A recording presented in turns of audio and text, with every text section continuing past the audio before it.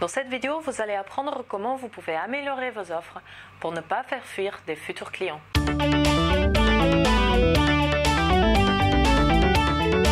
Je déteste les hypermarchés.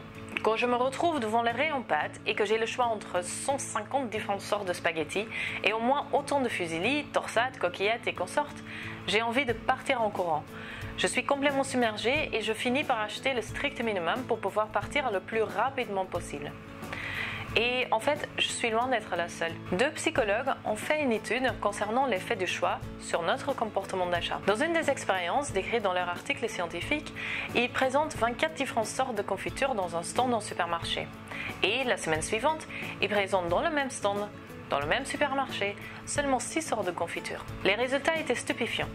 Bien que plus de gens se soient arrêtés devant le stand avec 24 sortes de confitures, ils ne goûtaient pas plus de sortes et ils achetaient considérablement moins. Dans l'expérience, seulement 4% des personnes qui se sont arrêtées devant le stand avec 24 sortes de confitures ont acheté un pot, contre 30% pour celui avec moins de choix. Vous imaginez la différence en chiffre d'affaires?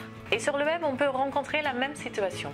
L'autre jour, je faisais l'analyse du site d'un client qui propose des services de traduction, mais également de rédaction, de référencement, de design graphique, de web design, et je suis sûre que j'en oublie encore. Le problème est que dans ce cas, au lieu de multiplier les chances de vendre, on se montre un peu touche à tout, mais expert en rien. Ce qui ne met pas en confiance les futurs clients qui se perdent complètement dans tous les services proposés. C'est à vous de guider votre futur client dans son choix, de proposer moins d'options, mais de montrer que vous êtes spécialiste dans le domaine.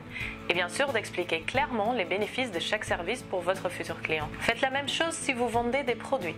Groupez vos produits dans des catégories claires qui permettent de limiter le choix au sein d'une catégorie. Ne gardez pas des produits qui ne se vendent pas et osez prendre des risques dans vos choix de produits. À vous de jouer maintenant. Regardez votre offre et posez-vous la question si vous créez l'effet hypermarché chez vos futurs clients. Enlevez les offres et les produits qui ne se vendent pas et faites des catégories et des sous-catégories claires pour aider vos visiteurs à faire le bon choix. Et bien sûr, si vous avez aimé cette vidéo, partagez-la avec votre entourage et rejoignez la communauté des web entrepreneurs sur havit.fr/joindre. Un petit cadeau de bienvenue vous attend. Je vous retrouve là-bas. À très bientôt.